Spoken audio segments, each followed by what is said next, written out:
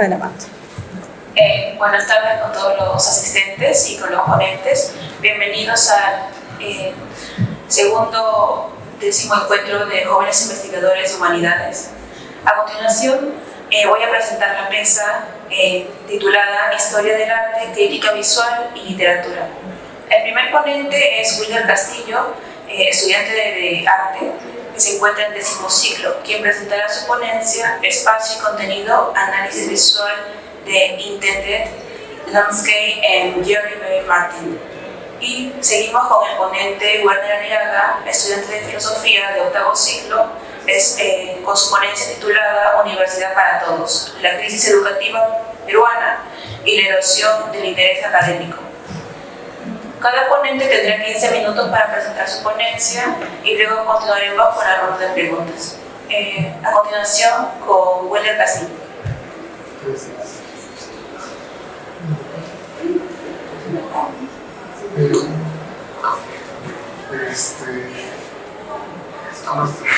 Gracias por el pase. Voy a empezar mi ponencia hablando un poco sobre el artista primero, un poco sobre lo que trata su obra y luego el análisis visual, ya que vimos obra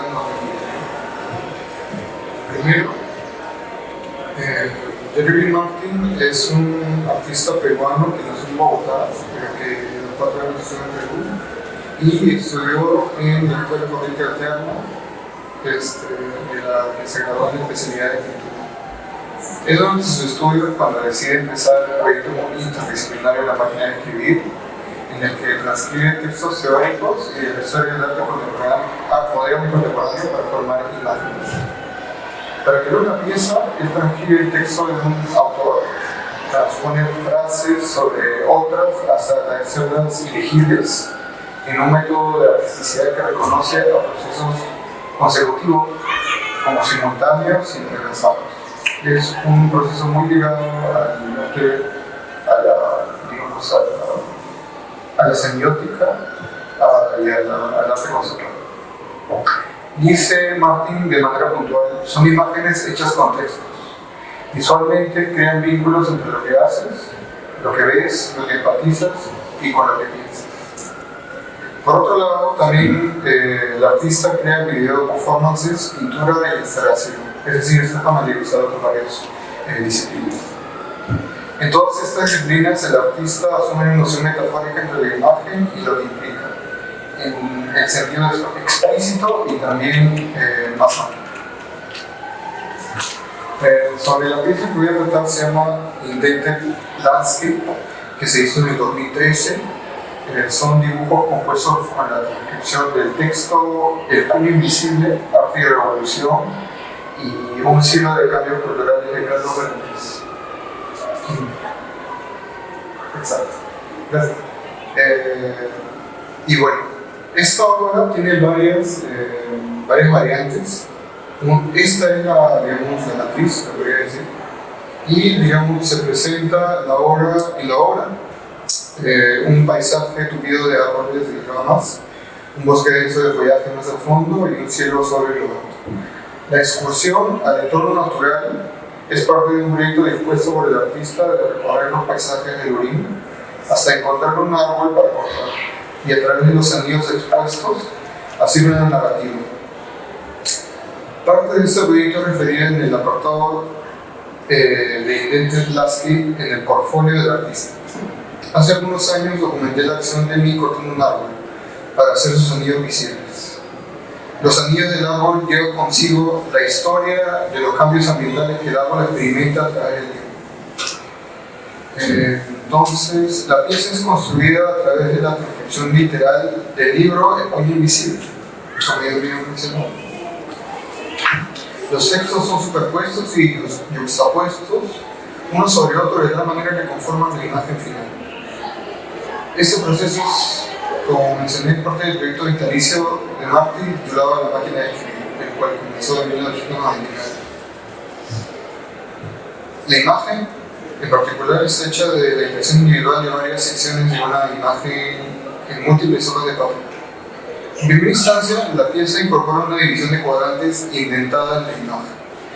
De manera simultánea, dentro de los cuadrantes están verticales y horizontales que exponen a la imagen como un ensamblaje hecho de dibujos en papeles de constitución artificial y que por ende quiebra la ilusión de una imagen completa.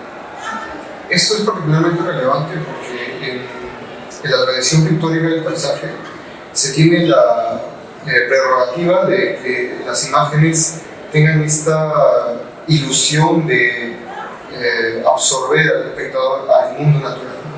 Entonces, esta imagen se regocija, digamos, y se expone abiertamente en ser una imagen compuesta de varios trozos de papel, lo que lo expone digamos, la materialidad, lo que uno, digamos, en la práctica del paisaje no querría hacer, querría dar la ilusión del mundo natural. En cambio, esta imagen se regocija en esta variabilidad y en este ensamblaje. Las verticales y horizontales son fijadas como formato de encuadre y como parte de la articulación de un paisaje mediante la reproducción de papeles que modulan una totalidad. En este lado de esta idea se podría aludir a la gestalt de una imagen, donde la unidad, digamos, el conjunto de todas unas piezas forma una totalidad, pero que incluso va más allá. Entonces, el uso repetitivo del papel cita su propiedad de maleabilidad material y alude a un proceso que deviene a obra y se rastrea hacia la fuente primaria, el agua. Cabe recalcar que la ilusión del árbol también está en la materialidad del árbol, es decir, en el uso del papel de manera repetitiva.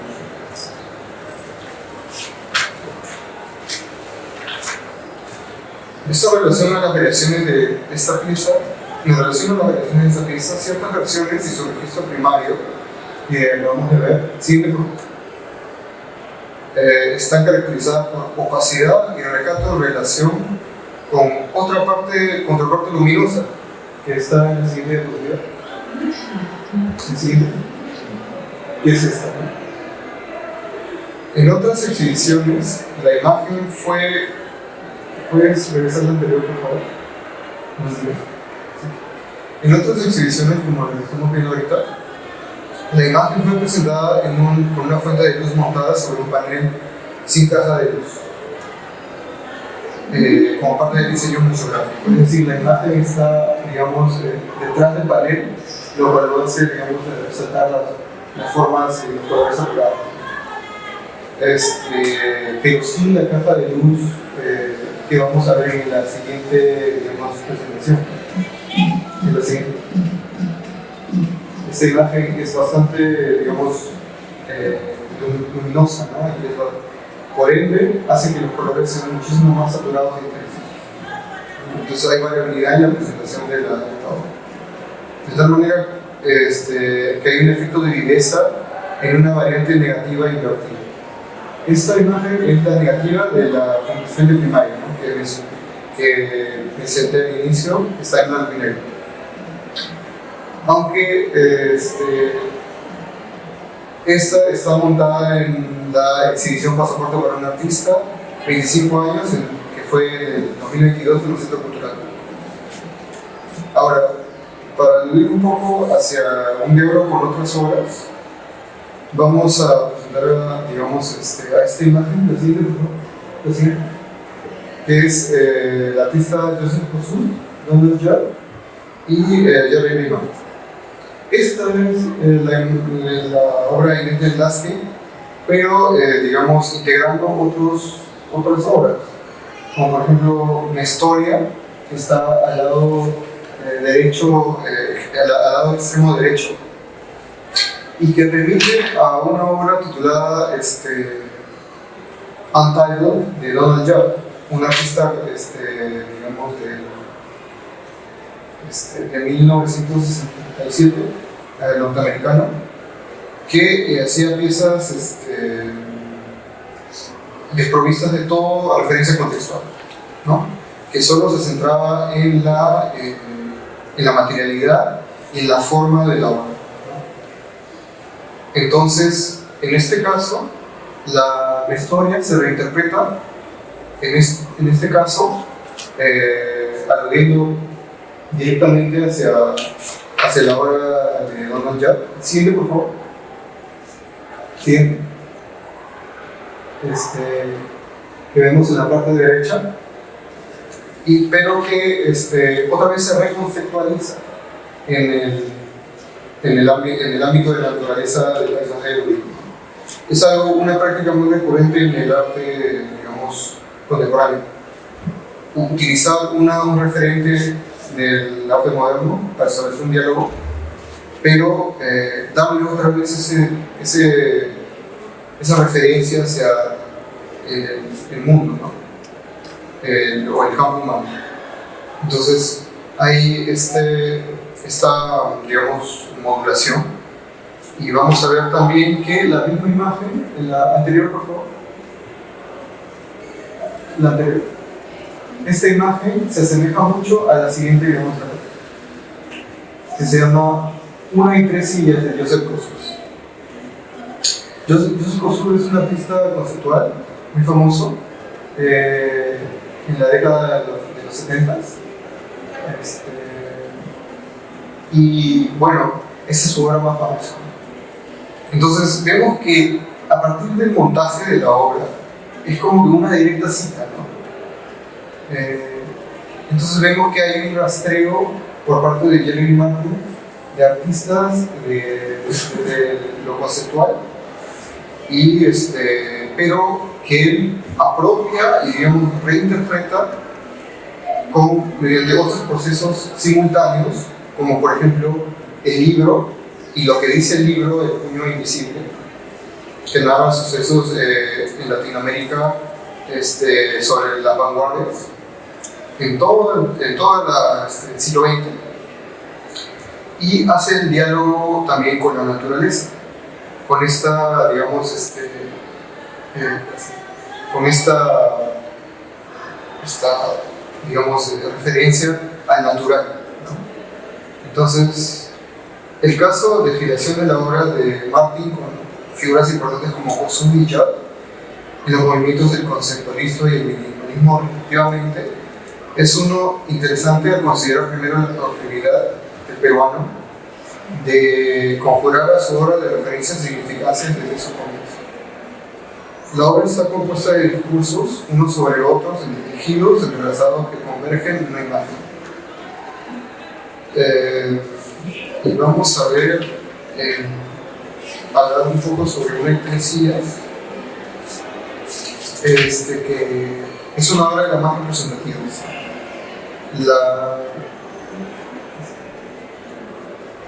La obra no es una silla, la fotografía de una silla y el fotoretrato de la definición de una silla. En síntesis, la relación al minimalismo se dilucida en la manera en cómo vemos una obra de arte. Al liberar a la obra de vibrante visual, la obra dispone de sí misma hacia cuestiones de significancia, representación y lenguaje. Entonces, dado el bagaje, digamos, intelectual de Jeremy Martin, que transpone textos teóricos de críticos de arte contemporáneo que en su tiempo fueron relevantes y que, digamos, legitimaron este tipo de obras de arte contemporáneo, performance de arte conceptual. Podemos ver que la afiliación y la reinterpretación de intentos de landscape con estas referencias de arte conceptual es evidente, y es, digamos, una que está modulada y reformulada en un contexto, digamos, que el artista quiere explotar, ¿no? Que es el natural. Entonces, de esta manera consideramos que esta obra, como una evocación hacia Joseph Kosuth y Donald Judd, reconceptualizada al ámbito del paisaje de Ruiz y enraizada en la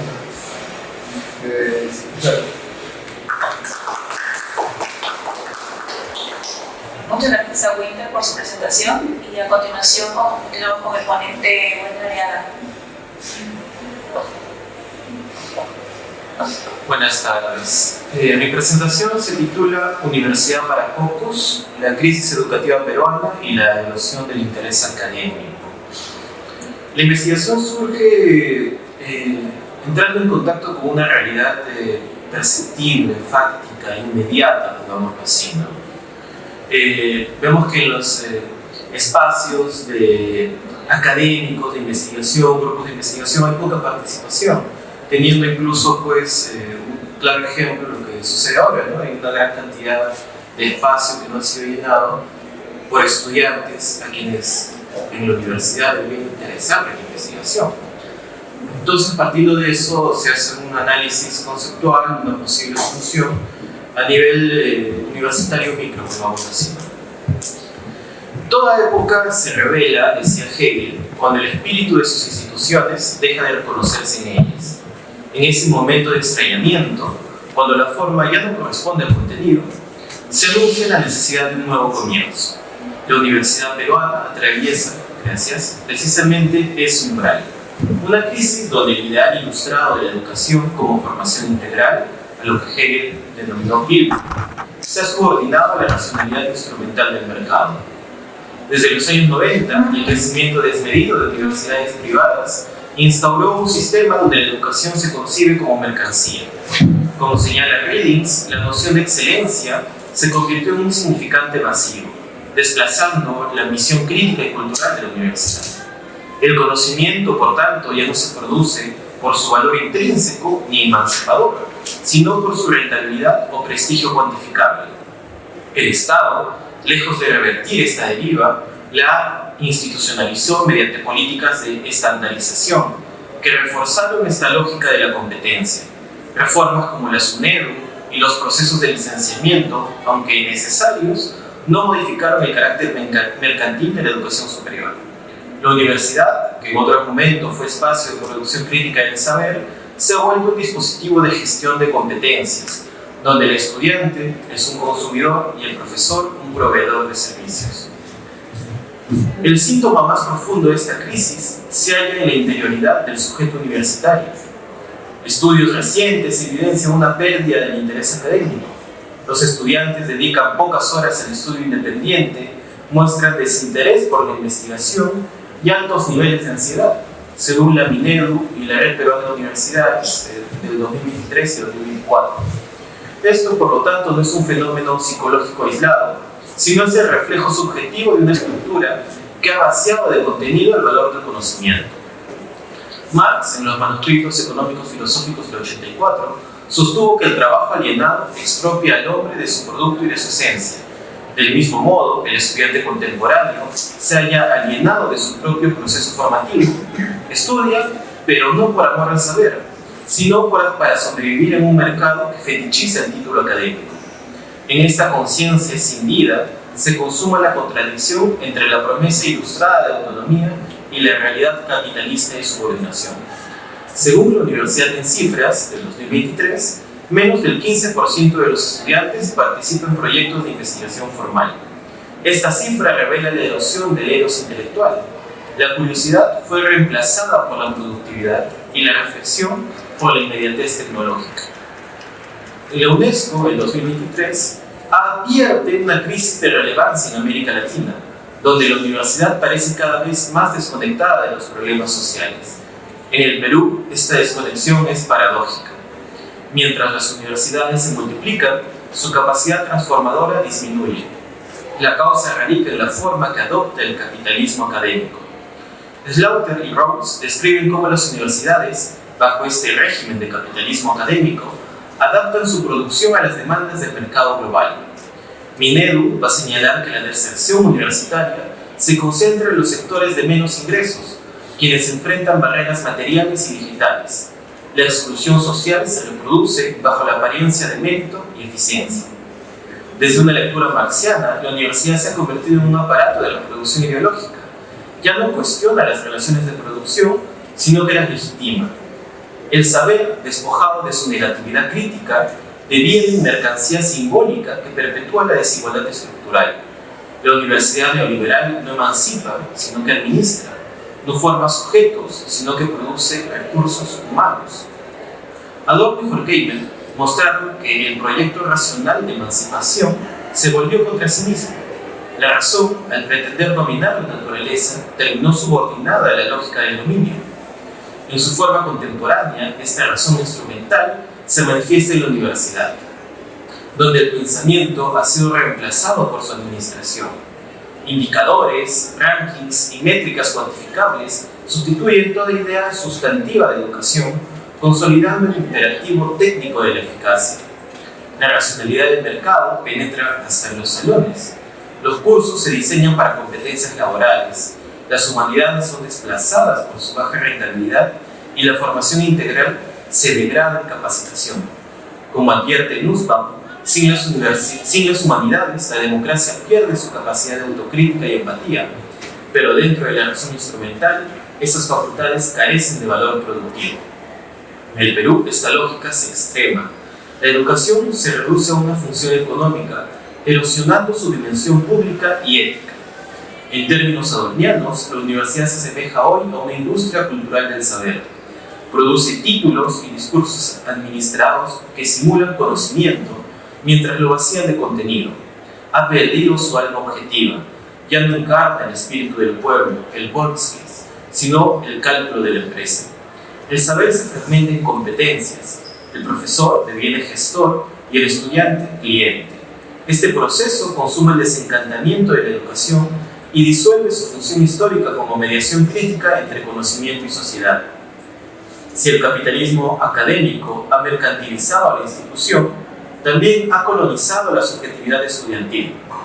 Deci y Ryan demostraron que la motivación intrínseca, es decir, el impulso de aprender por interés propio, se deteriora cuando las actividades se orientan por recompensas externas. En la universidad neoliberal, la nota, el título y el empleo sustituyen a la curiosidad y el diálogo como fines del aprendizaje.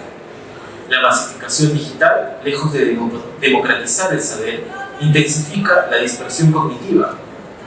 Petkovic y et al. Muestran la correlación negativa entre multitasking académico y rendimiento intelectual, confirmando que la saturación informativa genera superficialidad. El estudiante contemporáneo vive una doble alienación, productiva por el mercado y cognitiva por la sobreexposición tecnológica.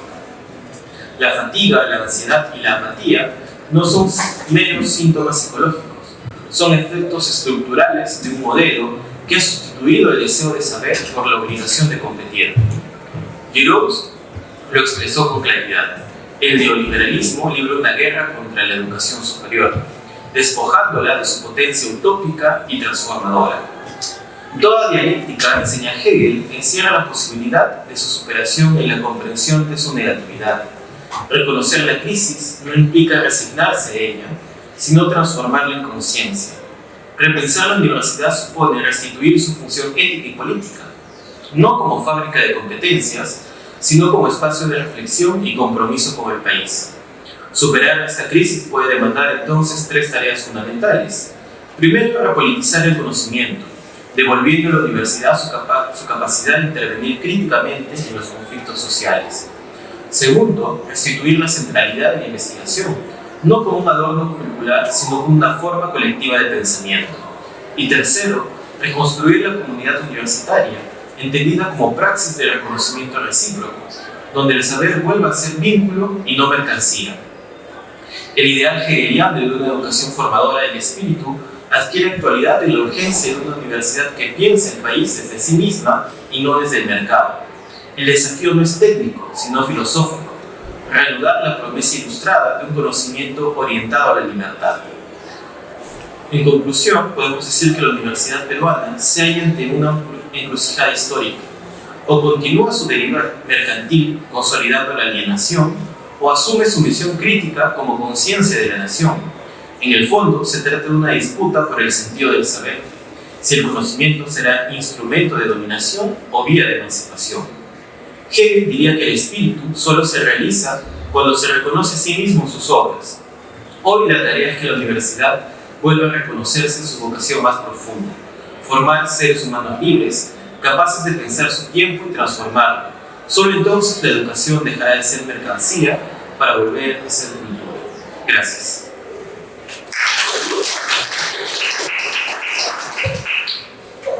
Muchas gracias a los componentes, las audiciones estuvieron bastante interesantes. A continuación vamos a pasar a la ronda de preguntas, si es que hubiera alguna. ¿Alguien desea hacer alguna pregunta?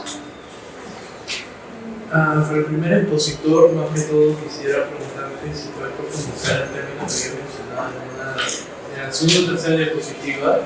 Había mencionado la gestal de la pintura, gestal de la propia imagen que se aparecía. No sé si puedes profundizar qué tipo de gestal se presenta en la propia pintura y sobre todo qué estás entendiendo por gestal. Claro, por gestal entiendo, digamos, que la suma de las partes en realidad no equivale a la totalidad, ¿no? En el caso de la obra, me refiero a que la totalidad alude a varios procesos simultáneos. Entonces, digamos que incluso dialoga con el mismo texto con el que fue transcrito y que devino en imagen, la imagen que estamos viendo en el paisaje. Entonces, la suma de las partes que en la forma está, ensamblada en varias impresiones de papel de una imagen, digamos, y a la vez está dividida en estas casillas no retículas, digamos que alude a la variabilidad, ¿no? Y alude a su propio ensamblaje, ¿no? Lo cual rompe esta ilusión de un paisaje que en la tradición pictórica digamos, se tiene como prerrogativa absorber al espectador, hacerlo creer que, digamos, que se adentra al mundo natural. En cambio, en esta obra y en las obras contemporáneas siempre se regocijan en esta actitud de pérdida de aura, ¿no? Digamos, citando un poco a Benjamin, ¿no? A Walter Benjamin. Entonces, sí, la suma de las partes, que está en la forma de la impresión de papeles, es un componente de variabilidad que tiene la obra, pero en sí la imagen, la totalidad de la imagen, habla de varias simultaneidades. Uno, que es la idea que narra el texto del Puño Invisible sobre los vanguardismos, ¿no? Y cómo los vanguardismos han devenido a asimilarse en el mercado del arte, ¿no? Y otro, que es la sublimación del acto de cortar el árbol, porque en la parte de donde está el árbol, acá no se nota en esta imagen, pero sí se nota que está la figura del artista a punto de cortar el árbol. Es la captura del momento. Entonces, hay esta idea de que en el paisaje se sublima la naturaleza, pero en este caso se sublima el acto, que va a devenir a varios procesos. Primero es la devenir del árbol en papel, y el papel en la misma imagen, ¿no? Y otros procesos conceptuales, ¿no? Como el mismo texto y la alusión a varios otros artistas que mencioné del minimalismo y del arte conceptual, Jod y cosas. Entonces sí, hay varias cosas que pasan al mismo tiempo, lo cual es un poco difícil así al inicio, ¿no? Pero sí, es interesante, ¿no? ¿Hay una pregunta de la profesora Verónica? Sí, justo con lo que estábamos conociendo con Buena, ¿verdad? Su ponencia manifiesta la problemática que se da en la universidad, ¿no? Con esa visión que de pronto tiene también de la investigación. Y mencionabas algo así como los distractores, que en palabras sencillas lo podemos entender como que tenemos tantos distractores, tablet, internet, celular, redes, que un poco disminuyen nuestro nivel de concentración, es cierto, ¿verdad? Pero frente al siguiente caso, problemática que nosotros también encontramos, por ejemplo, en un examen cuando encuentras que un alto porcentaje de estudiantes ha utilizado la IA, que en un trabajo final, ¿no? Que usualmente también el docente pide al estudiante como parte de su evaluación encuentra, ¿no? Que un gran porcentaje ha utilizado IA, así que tiene atienden a la mera copia y no, pues, no al trabajo que implica la reflexión y crítica, ¿no? Entonces, frente a todo lo que tú has planteado, la situación de la universidad, ¿qué rol cumple la voluntad o la libertad de la persona, del estudiante? ¿Qué decisión frente a estas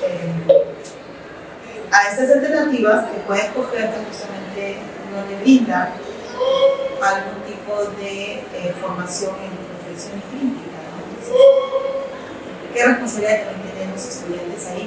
Que quizá también conscientemente optan por universidades en las que es urgente, como tú has mencionado. Gracias por la pregunta.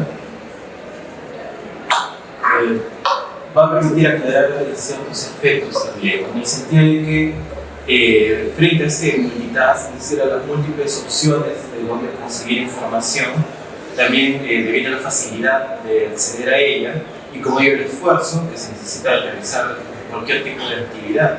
Sin embargo, este comportamiento psicológico, digamos así, no es propio del estudiante en sentido estricto, sino que es parte de una condición estructural de la misma universidad, por lo cual lleva a tener una motivación extrínseca, es decir, fuera del mismo saber.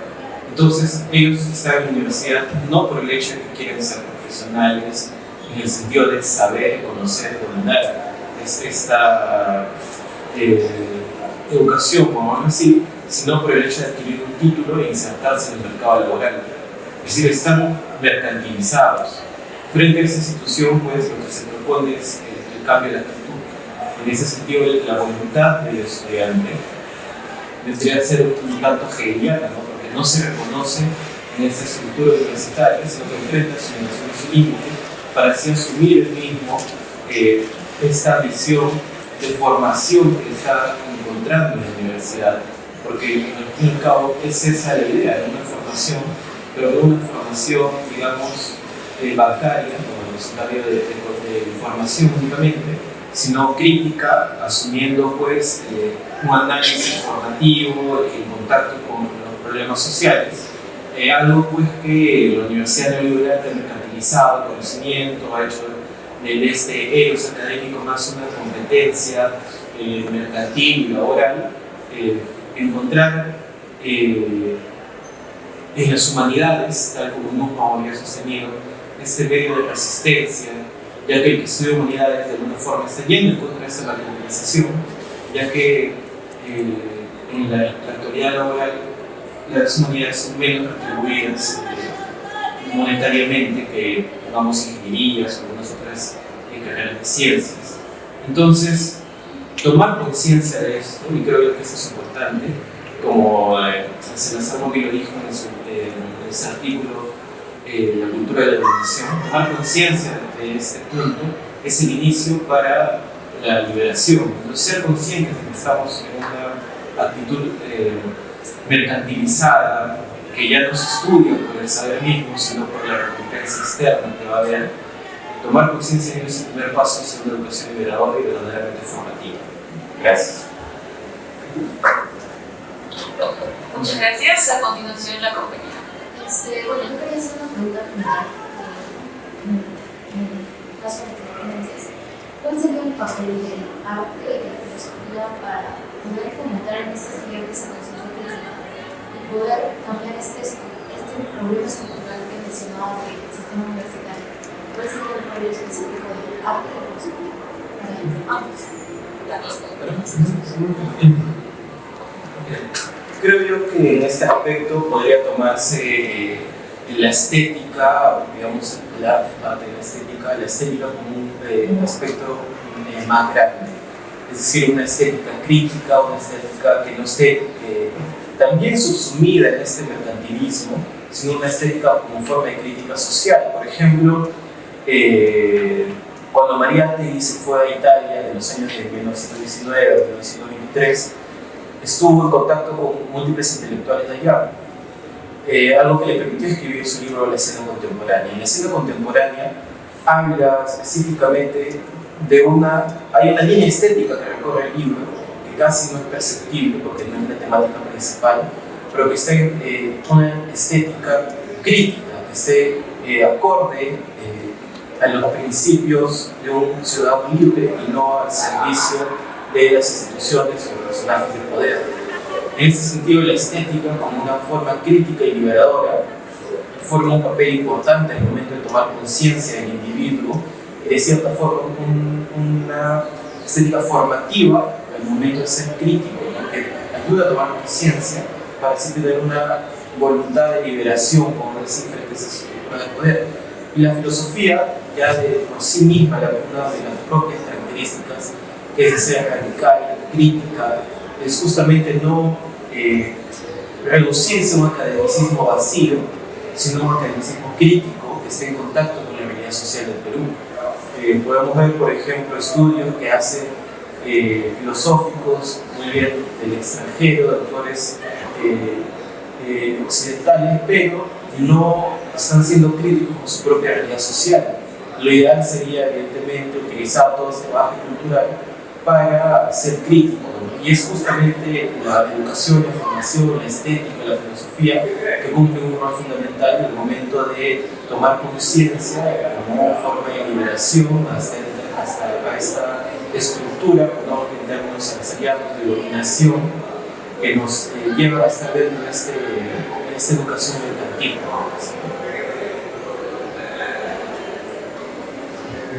Bueno, en mi caso, yo considero que, digamos, saliendo fuera de toda la terminología y las herramientas de análisis visual, esos movimientos del minimalismo y del arte conceptual fueron en el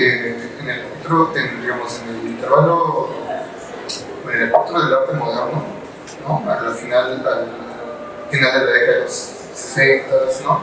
Fueron movimientos que buscaron deslindarse de manera, digamos, total con lo que usualmente se practicaba en la institución. Por eso, esta manera tan, digamos, extrema de vestirse de toda referencia contextual por parte del minimalismo y solo remitir a las ideas o conceptos que generan objetos o imágenes por parte del arte conceptual. Entonces, esta manera, esa actitud, digamos, es una actitud crítica, ¿no?, que, digamos, replantea o reformula o busca, digamos, una alternativa hacia lo que usualmente está practicado en la academia o en la institución. Y vemos esto en varias oportunidades en el arte, ¿no? Hay un hartazgo o una búsqueda de otra manera de, exploraciones o experimentaciones formales o estéticas que buscan ser alternativas a lo que se practicaba desde una esfera legitimizada. Por ejemplo, la academia francesa, ¿no?, con el neoclasicismo. Entonces, un ejemplo es con el romanticismo, una alternativa. Entonces, sí, yo concuerdo en la idea de que hay que aterrizar estos conceptos de manera crítica para poder ver la realidad y poder, dialogar con la realidad y tener en cuenta que no solo hay una manera de ver las cosas. No es solo la manera, base de estar dialogando y convivir en el status quo sin ningún tipo de consideración que critique esta manera de vivir o este sistema o esta forma de hacer las cosas o de pensar, sino que siempre hay que proponer alternativas que busquen, mejorar o, tener en cuenta que al final no todos van a poder,